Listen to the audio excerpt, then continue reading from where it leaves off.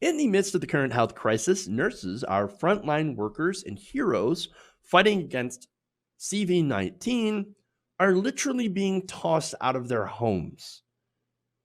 So now, with the infection rate rising in the country, healthcare workers are being pushed to their limits. You got long hours, you have limited protective gear, you got stress being at an all-time high.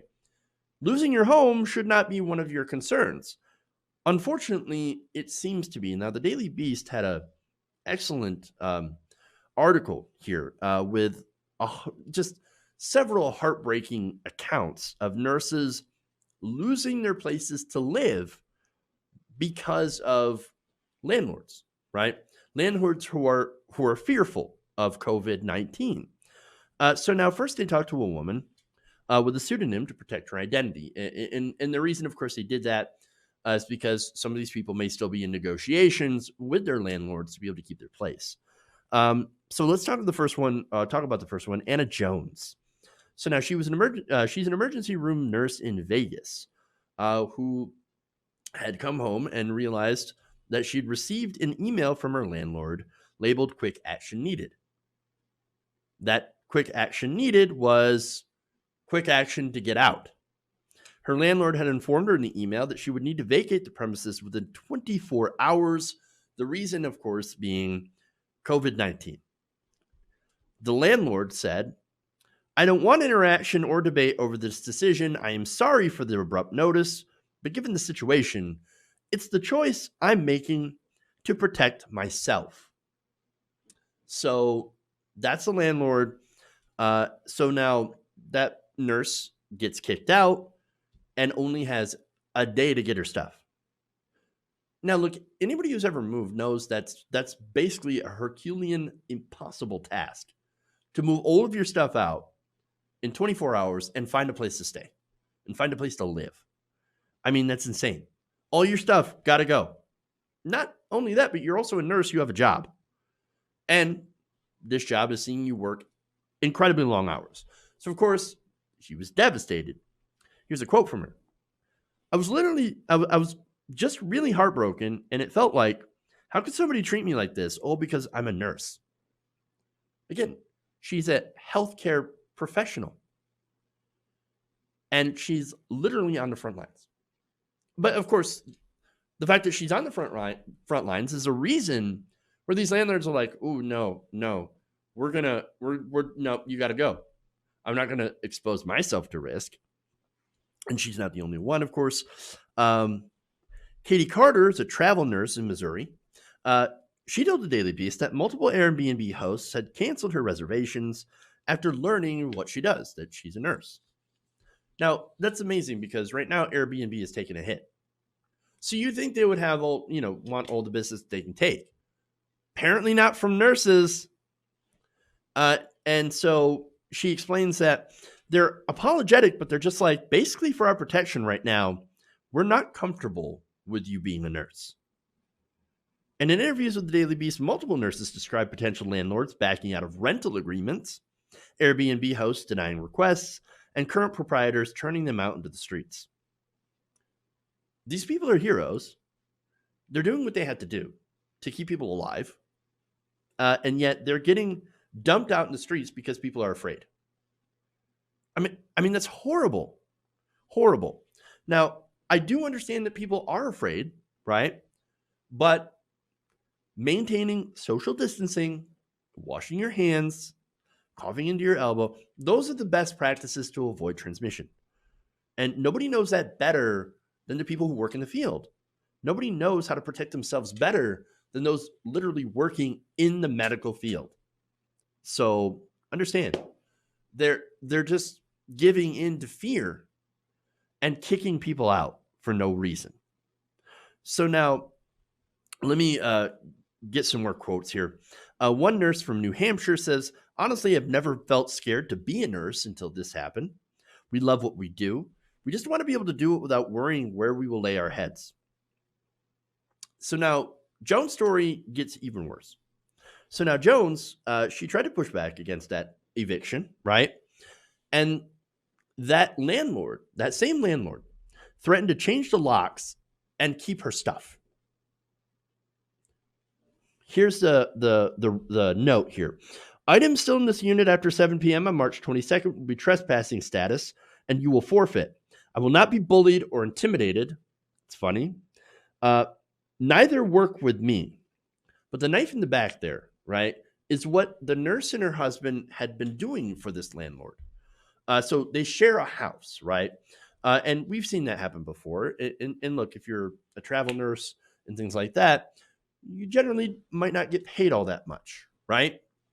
And you also might not be home all that much. And so this is kind of a good rental agreement. You share a house with somebody. So now this person is an older person who's more, likely to have complications with COVID-19. I understand that. But what they did for her is that they would do things. They would clean the house. They would buy groceries for that landlord, right? That they shared the house with. And then that kindness is repaid by a knife in the back, by get out of my house because I'm afraid that I'm going to get something because you're a nurse. So you have this fear that turns people completely heartless. And again, I understand that fear, but at the same time, I mean, this is horrible. And so now there are 3 other travel nurses that talked to the Daily Beast as well, say they have also been threatened with eviction because of their occupation. And others have said that they have been discriminated against when applying for housing. One nurse in San Diego said she was away last weekend when her landlord texted ordering her to move out immediately. She was allowed back in only to get her belongings. Another nurse in New Hampshire received a similar text from her landlord after finishing a 16-hour shift. She said, quote, I cried in my car when I read that because I'm like, what in the world am I going to do? Other nurses, of course, have received the same message. Some have backed down when challenged with legal action, but a lot of these nurses say, we're exhausted. We don't want to go through this legal process. We don't want to, have to sue our landlord, take it to court, or get a lawyer or anything like that. Why do we have to do this when we already have all of this stress? The San Diego nurse says, I don't want to fight it with her. I don't want to add to her fear because she's already being terrorized and fear-mongered all day by the news. Also, I don't have the emotional bandwidth to live in a hostile environment because our stress level at work are exponential to what they were 2 weeks ago. So all of this just adds on to that, right? But here's the other thing. Even though a lot of these nurses should be angry about their treatment, and look, they are, right? Several of those landlords were elderly. Some had underlying health conditions, of course.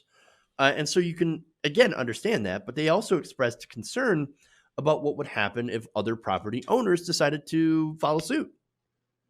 These are the same people, the Hawaii nurse said, that are going to take care of you if you wind up in the hospital or, God forbid, the ICU. And if I'm sleeping in my car, I'm not functioning at my best. If you want people to help, they have to have a place to live. And this has been happening not just in America, it's been happening in other countries as well. And you also had cases of discrimination against nurses and medical professionals. In fact, British nurses, according to reports, have been heckled, verbally abused, and called disease spreaders in the streets. In Japan, this has been happening as well, with providers being treated, quote, unbelievably unfairly, and in other places, right? And again, even here, right? Here in the US, doctors are treated like, healthcare workers are being treated like second-class citizens. And they've been spit on, punched, and for wearing their scrubs outside of work. And so this is disastrous. Now, when the Daily Beast asked these, nurses, well, what do you want people to do? What's your message? Her message is this: please be kind. Quote, I'm exposed to something new every day and nobody makes a big deal out of it. So then to just turn around and be treated like this because of some fear about a pandemic, it's just not right. We don't take these risks because of an ethical duty. We do it because it's what we do every time we walk in the doors of an emergency department. So this is heartbreaking. Seeing people exposed to these injustices, I mean, is horrifying. Horrifying. They are the ones who literally take care of us and protect us when we're sick. And there has to be some sort of protection. I know I've talked about rent freezes and mortgage freezes and all that stuff, but I think what's happening right now should be illegal if it isn't already. And I know, as a former tenant, right, that I sign a contract. I'm supposed to honor that contract, and if I break the lease, well, then I'm punished, right? Then I have to pay 3 months of rent, right? Or I still have to pay that rent. I legally can't get out of it for the rest of my term, even if I'm not living there, right? And so, well, if we get punished for breaking the leases, why aren't these landlords? Why aren't these companies doing so? And understand that yes, some of these landlords are just like one person, right? In the case of the first nurse, right, with the pseudonym, but a lot of these rental companies are also big corporations, big companies, and so there's got to be some sort of recourse, recompense for these people, or protections to keep them in their homes. Again, nurses need a place to sleep so they can do their jobs. And so we have to have these protections, because seeing this happen to these brave men and women, mostly women, it's unacceptable. We have to do better. Hey guys, hopefully you enjoyed that free video. Now I'm going to have to ask you a favor. Between the demonetization and the YouTube algorithm messing around with view counts, etc., we're having a hard time adjusting to the new YouTube reality, which is where you guys come in. See, we have a patreon.com/TYTNation set up to help us rely on you guys, the viewers, instead of big corporate ads. Look, you know the show. You know how I'm not in favor of big corporations anyway.